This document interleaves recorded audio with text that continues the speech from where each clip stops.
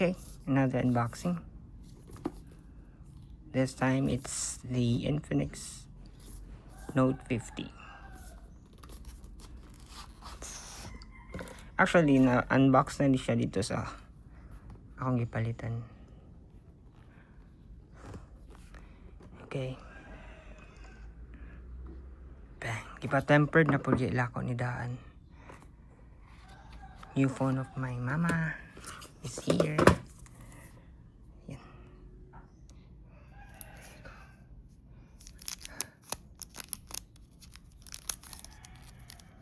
Hindi siya mag-focus. Okay. Actually, lobat na siya, guys. Tiwasan pa na ako ng charge ron. Ito siya, guys.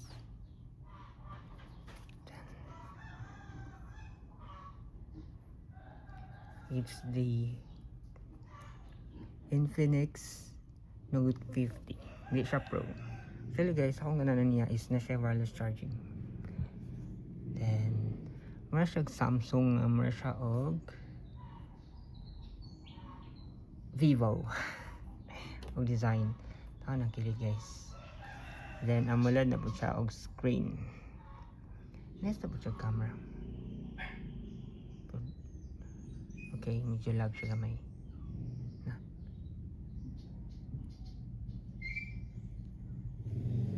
Nasay bang charger, charging brick, and actually kauban na po niya yung free case.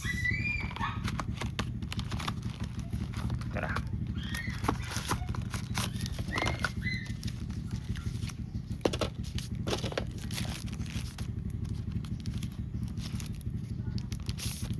Tara, guys, mag-safe na po na siya, guys. So magnet siya, matapot sa mga wireless charger.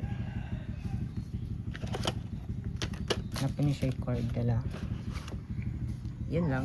Pero mas preferred no siya, wala siya yung case, guys. Kaya look, ganda ng design. That's all. What's this? Wait lang po. May VIP card pa. VIP card. Manuals. And product information. Try yung card, guys. O, diba? Mga phones, mostly sa mga phones karon kay wala siya dalang charger. Pero siya na siya dala, guys. 45 watts. Samad pa ko, guys. Okay, that's all. Thank you.